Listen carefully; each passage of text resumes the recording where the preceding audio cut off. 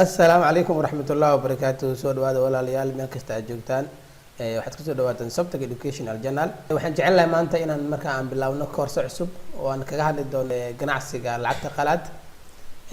dabcan sidaad ka wareysaan waa waxyaabaha maanta ku soo kordhay Soomaaliya ayaa waxaa kamid ah forex trading ama ganacsiga lacagta qalaad. waxaan gareysanay in markaa aan la wadaagno sida markaa uu u shaqeeyo forexku iyo qaabku marka oo qofka uu ku abuuran darteed marka barnaamijkeennii ama koorsadeennii waxay noqon doontaa taxane.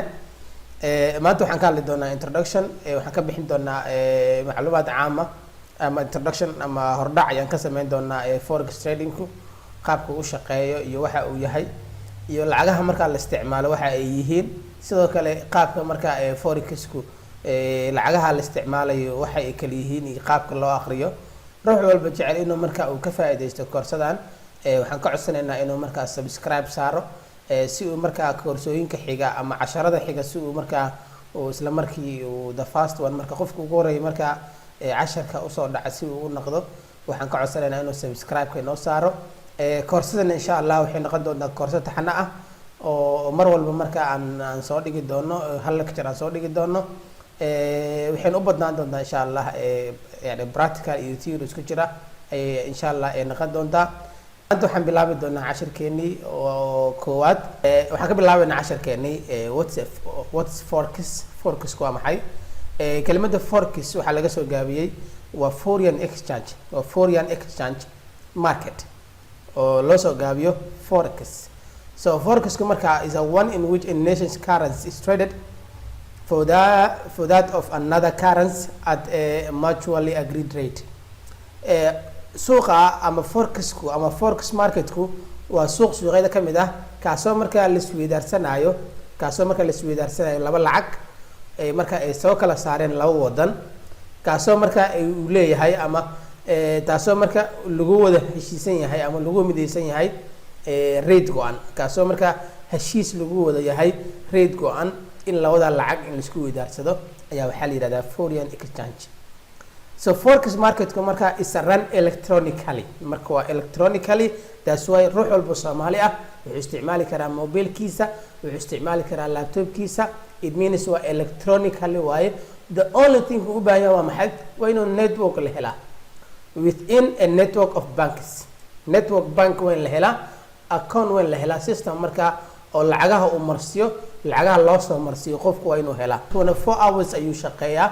24 hours waa online, also 5 days a week ayuu marka isbuuciina marka ayuu shaqeeyaa suuqa. waxaa kamid ah marka New York Exchange Market kamid ah.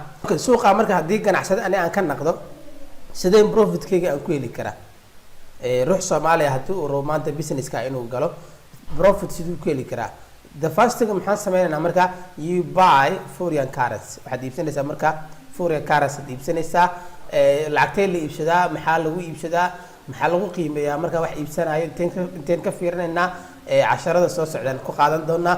laakiin profitka qaabkan ku helaynaa marka hore inaan iibsano lacag qalaad inaan iibsano. lacagta iibsanay ayaan waxaan sameynaynaa mar labaad dibaan u gadaynaa.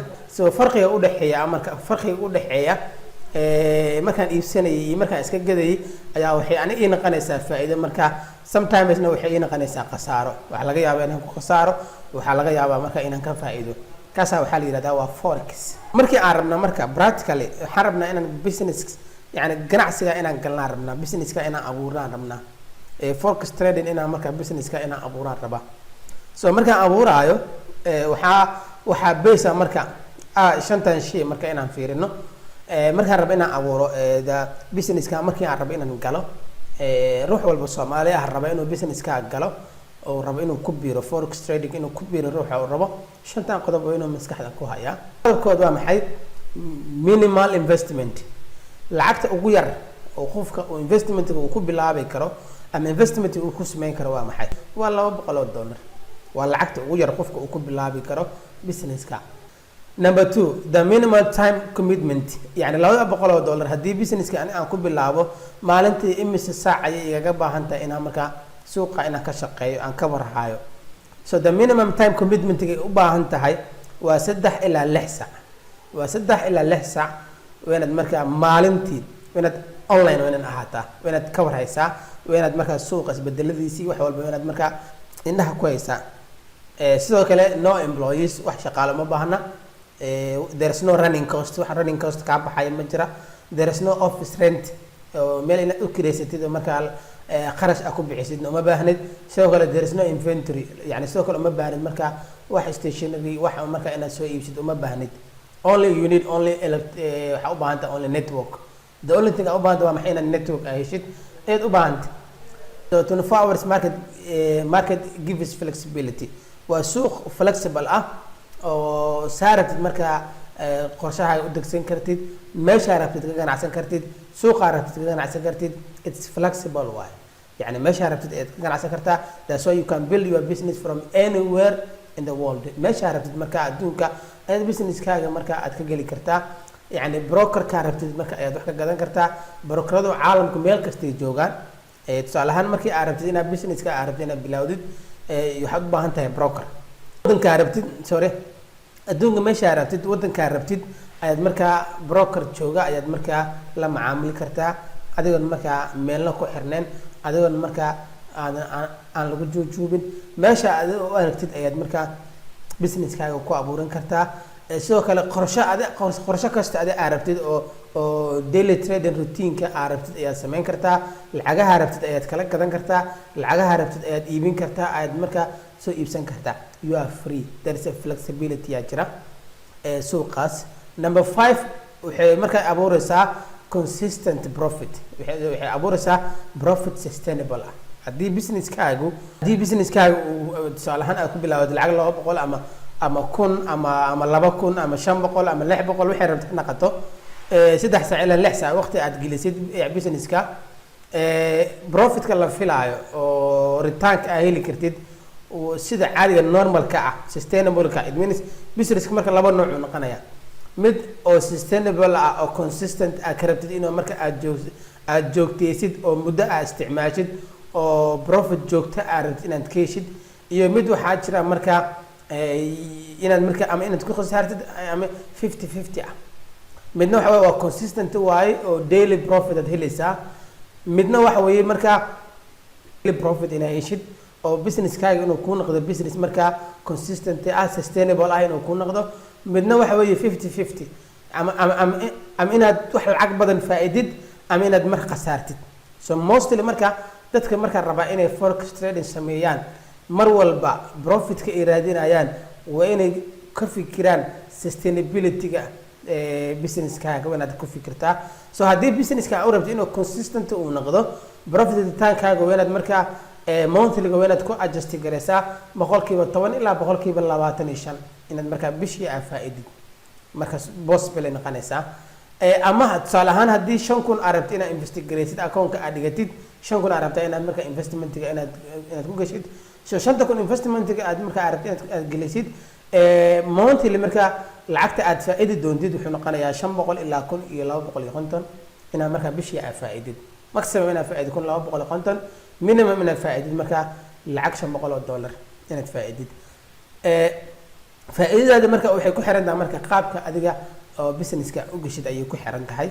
dadka qaarkood waxaad arkaysaa businesska markay galayaan dama waxay ku adjust gareynayaan higher profit inay markaa ay raadiyaan 10,000 kunba inay markaa 100% profit inay markaa ay helaan, ama 100% markaa profit ama 200% profit markaa inay ku adjust gareeyaan.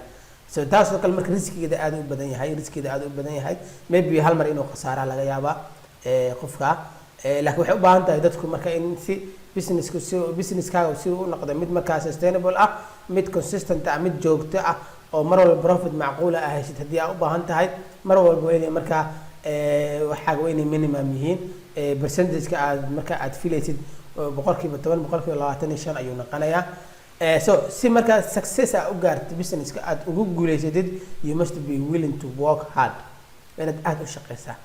Only it needs professional skills. يعني aad u shaqeysaa marka leena maxaa loola jeedaa professional skills u baahan tahay. inaad waxaan xirfad aad u leedahay, يعني sida loo isticmaalo electronically, qaabka waxa loo iibsanayo, xilliga lacagta la gadanayo, xilliga la iska gadaayo, inta waa inaad marka experience aad u leedahay.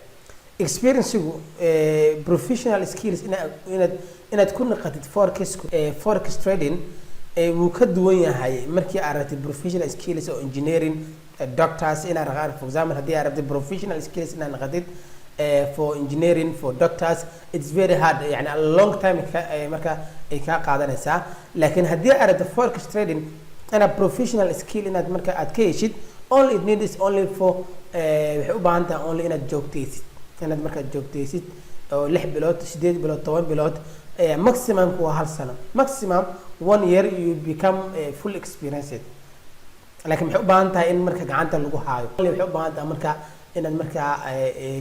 inaad marka aad baratid inaad more training aad qaadatid inaad marka aad gacantaada ku samaysid only waxay kaaga baahan tahay inaad shaqada joogtaysid waa maxay marka lacagaha marka la isticmaalo so lacagaha marka la isticmaalo oo suuqa lagu ganacsado waxaan kusoo koobaynaa waa 8 lacagood waa the 8 most common currency so lacagaha marka oo the most common ka marka suuqa laga heli karo waa maxay waa EUR oo euro ah USD oo US dollar ah GBP oo ah British pound GBY oo ah Japanese yen CHF isagan oo ah Swiss franc AUD oo ah Australian dollar CAD Canadian dollar NZD New Zealand dollar so lacagaha successful ka ah ama successful traders only trade the most common so dadka marka successful ka ku noqday business ka oo ku guuleystay oo millionaire ku noqday only waxay ka ganacsadaan waa 7 lacagood